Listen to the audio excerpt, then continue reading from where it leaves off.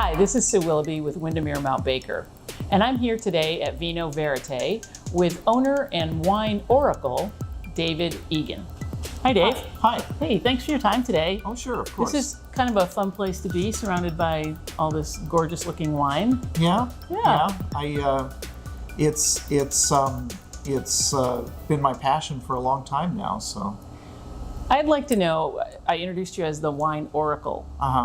Tell me about that. Well, one of the things that's missing, I think, for a lot of people when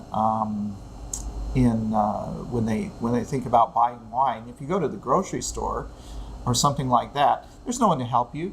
You don't know what you're going to get. There's all these different products. It's really intimidating. But so what I want to do here is give everybody a little bit of advice and help them be a little more comfortable with wine. I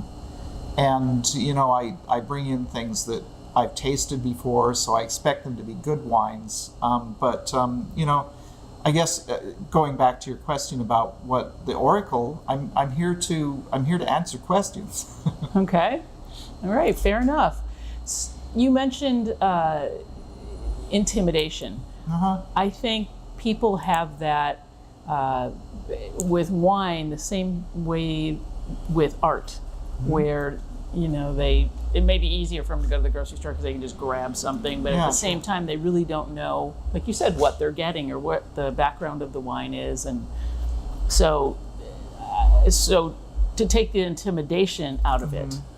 Well, and I think a lot of people are even more intimidated coming into a wine shop like this. But really, it's and I understand that. You go to the grocery store, you don't have to talk to anybody. Exactly. But I try to be helpful, and I've talked to lots of people and helped them find things that are really great that they'll really enjoy.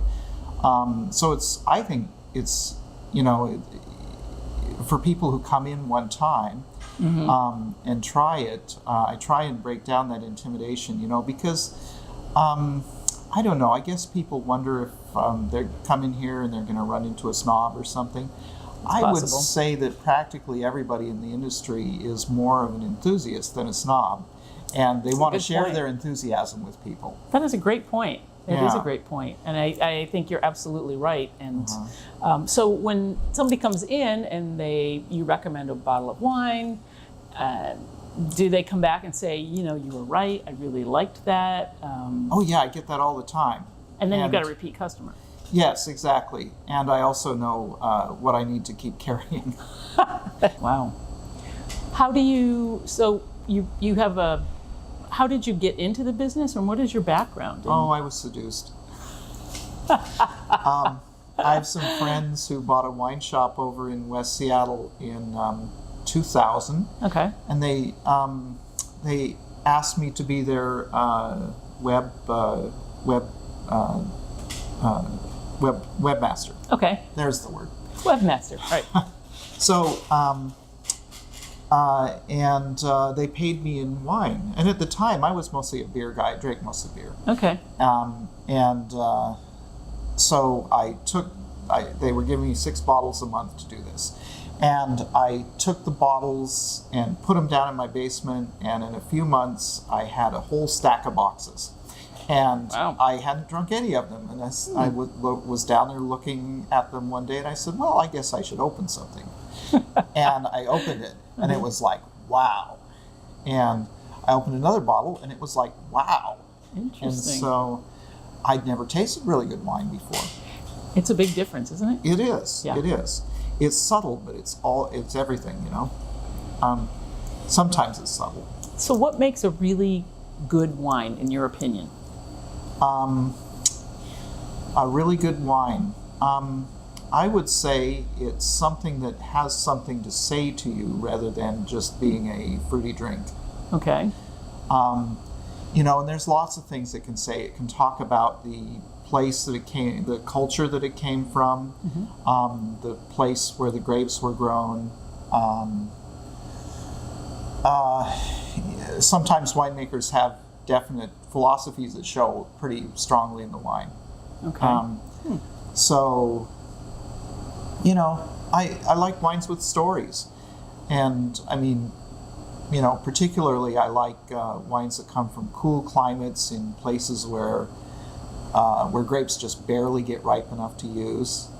Those tend to be interesting wines to me. Okay. For example? For example, I like Austrian wine. Oh, interesting.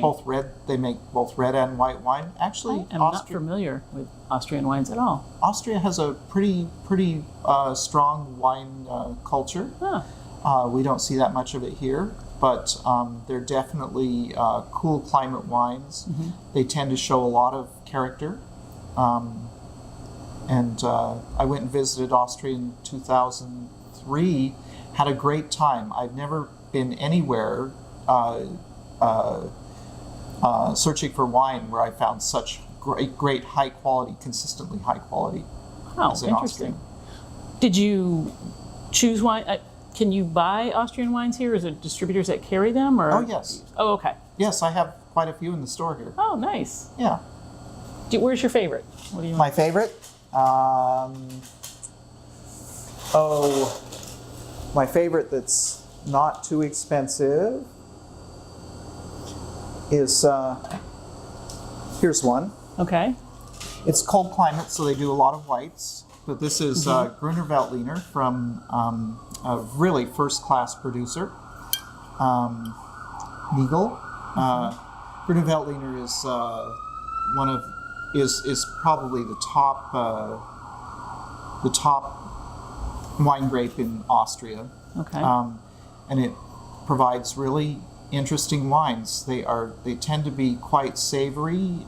They often have a little bit of, besides some fruit flavors, they often have some lentil or white pepper sort of quality to Oh, it. interesting. This really shows that. So it's great with food. It actually matches with all kinds of food. Nice. Anything maybe but a steak. But I can see I'm not going to get out of here today without buying some wine, clearly. So, so you got seduced. You were a beer drinker. You started digging into your wine cellar, that your bank of wine, I should say, because you're being paid by wine. Yeah. Not a bad paycheck. So then, where did you go from there? Well, so they have wine tastings every Thursday. Okay. And I started becoming a regular at them and learning a little bit more about them. And I started getting pretty serious about it. These are good friends. And so I started attending trade events with them to taste more wine. Fun. And then eventually we tried to open a wine bar over in West Seattle. And long story short, it didn't happen, but I definitely gotten bitten by the bug. And I tried opening a couple of hardware stores up in the North End. Okay. And that was... Seems like a bit of a diversion, you know. It was, but I knew some folks who were in the hardware business. Okay. And it didn't really... Well, I should say I managed opening 2 stores for them, and I tried managing one of the stores for a while, but hardware is a tough game. Interesting. People come into hardware stores when they have problems. Right. And that's for sure. And they take it out on people. It's a tough way to make the customers are tough. Yeah. But people come into a wine store looking for pleasure, and I give it to them, and so it's great. I like that. Wine is definitely... It's a happy job. Yeah, exactly. Yeah. Wine is a real blessed little corner of the retail world. Yeah, interesting. When did you open your store? We opened in Capitol Hill in 2008. Oh, okay. And spent 7 years there. We had not a great location. We always struggled up there. So when you say we, did you have a partner in the business? I have a partner. Oh, you do now? Okay. Yes. Okay. So we moved down here 3.5 years ago to Columbia City. We have a much better location, and I think what we offer is a little bit better for this neighborhood than it was for Capitol Hill anyway. Capitol Hill's kind of a going out sort of a culture, and we sell wine to take home. Nice. So, well, and you're definitely, especially with all of the new, mixed use spaces in Columbia City with people that, there's a lot more people that live in the immediate area than they used to. yes. And it's also it's a foot traffic. It's a main street. It's a, it's a Yeah. very neighborhoody neighborhood. Yeah, I love the real neighborhood feeling of this area. I know a lot of my, I know a lot of customers. I know a lot of the business people up and down the street here, and we all pull together for each other. Yeah. So I really appreciate that. That wasn't my experience in Capitol Hill at all. Probably not. Is there anything in particular that you would like to talk about, either about some specific wines or something that you would like to share with customers, to maybe potential customers, to help break down some of the wine barriers? Sure. And we can walk around the store a little bit, and Okay. if you'd like. Well, let's see. One thing is that I'm very much about serving the community, Okay. and so as such, we have a big Jewish community here in this area. So I've tried to bring in some kosher wine. I think I have the biggest selection in the Southeast now. Nice. So that's good. We do wine tastings on the weekends. I was going to ask you about that. Yeah, Okay. so they're free, and you can just drop by Saturday or Sunday. Saturday, what time on Saturday and Sunday? Write this down, people. Yes, best time to show up is between 3 and 5 on Saturday, or 3 and 6, I'm sorry, on Saturday. Okay. Because I have people to come and talk about the wine, importers or winemakers or whoever. Nice. So do you partner with any of the local restaurants and do wine dinners? haven't really done that so far, but that's on the back burner. Okay. I'm looking forward to seeing Tamara's new place across the street open. I didn't know that. Tamara Murphy's opening a place across the street? Yes. Awesome. Yes. That is going to be amazing. Cool. Well, that's something else to watch out for. So Yeah. Perfect. Let's go with Dave into the wine library and have a look around. So I'm just looking at the Austrian wines. Okay. And let's see. You said they do reds and whites. What Yes. are their reds like? Oh, the reds tend to be low in tannin, so very easy drinking wines, but with tremendous flavor and complexity. So I love these wines. Like, for example, this Blaufränkisch from Moritz is one of my favorites of the reds. And I notice it's a very low alcohol content, where reds Yes. tend to be very high. And That's personally, it's not. I prefer a lower alcohol content wine that you can actually enjoy. That's not overpowering. Yeah, and that's the cool climate thing I was talking about okay. earlier. You know, the thing is, if grapes are grown in a warm climate, then they tend to get quite ripe before they're harvested, and they have higher sugar, and that translates into higher alcohol. Okay. So, in cooler climates, you can leave the grapes on the vine for a long time. They develop interesting flavors, but they don't get too ripe and sweet, so you get lower Nice. alcohol. Okay. So anyway, this has got really beautiful cherryish fruit and maybe a bit of herb in the background and some spice notes too. So it's a beautiful wine. So how did you learn how to taste wine and develop your palate over time? Or were you a natural at it? Well, I don't know if I'd say I was a natural, but I was definitely self-taught. Okay. I'm working now on some blind tasting skills, and I think I might try for a certification, but I'm really all self-taught. Okay. I taste thousands of wines a month. Oh, wow. Okay. And, after a while things start seeming, you start to see patterns and. Okay. Yeah. I love wines from Rioja in the northeast corner, almost a little bit inland, but almost on the ocean. This is a good example.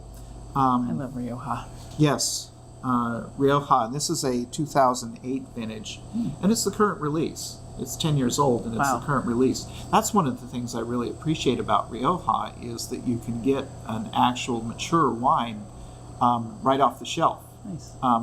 This was stored in oak for a few years, and then it's had more bottle age since then. Wow. And it's drinking beautifully. I was in Spain, and I also fell in love with the Ribera del Duero. Yes. Ribera del Dueros are over here. That was a very nice wine.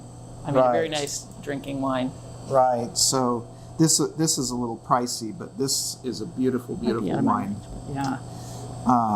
From Ribera del Duero. And how do they cellar the Spanish wines? Oh, very well. Okay. Because you said the new release was 2008, and that was a current release. So then, how much longer after that how long do they? It can you cellar them depends. for? It depends, but I think the oldest red wine in my cellar at home is a Rioja. Okay. And it's a 1970 vintage. Wow. And I expect it to be beautiful. Okay. I'm always a little, when I dig out an older bottle and I'm like, oh, has it passed, has it lost its legs? Is it past its prime? Well, and if you're buying something especially for cellaring, I can give you some advice on that. Anyway, let's see. Barbaresco. Nice. Yes, you know Barbaresco? Mm-hmm. Yeah, so Buffet is one of my favorite brands. Okay. Barbaresco is a little easier than the other wine from this region, Barolo. They're both made... This is easier drinking? Yes. Okay, because I also like the Barolos as well. Yeah, they're both made from the same grape. Okay. They're both made from Nebbiolo, but Barbaresco tends to be lower in tannin, so it's more approachable when it's young. Okay. So, this is a good choice. It was in one of our wine clubs last year. Nice. And So you have a wine club? Yes, we have several wine clubs in the store. So when you say yes. several, is it just are they based on the types of wines, or how does that work? I try. They're eclectic, I think you'd say. Okay. I taste, like I say, a couple hundred wines a week on average, and there's always a few things that stand out. But I taste from all over the world, so they tend to be things that they're things that have stood out to me. Okay. As being great quality for their, and value. So the wine clubs have wine from all over the world. Depending on which club, you might get all red, or you might get mixed reds and whites and rosés. And is it a quarterly subscription, or is monthly? It monthly? Okay. Yeah, two bottles a month. Oh, okay. That's a nice. Not too much. It's not too huge of a commitment, really. Okay. That's good. What else would you like to tell us about your store, or do you have any other like your favorite wine in the whole store, and how did you? Are you still a beer guy? No, not at all. No, actually, beer tastes too sweet to me now. Oh, mostly. Funny. Yeah. Really, too sweet. Okay. I would guess that in the Seattle market, there's probably somewhere in the vicinity of 100,000 different wines that I could have on the store here, on the shelf here. That's a lot. It's only a drop in the bucket of what's out in the world. Right. Well, that's true. You got to kind of. But still, it's enough so that the biggest store in town, they only have a drop in the bucket, and they have. I would guess they have around 5,000 wines. I have about 1,000. Okay, that's a lot. It's enough, and all those others, I can get them with a few days' notice. Mm-hmm. So I work with all the suppliers, and That's one of the hardest things about this job is not buying too much wine. What is the hard? What? Wait, you said not buying too much wine? Yeah, I mean, I taste things and I think, Yeah, how do you I'd limit love to what bring you? that in. Yeah, how do you And, limit? Yeah, it's hard. Yeah. It's hard. So do you have things that you rotate out over time, or do you keep? Is there a certain catalog that you keep?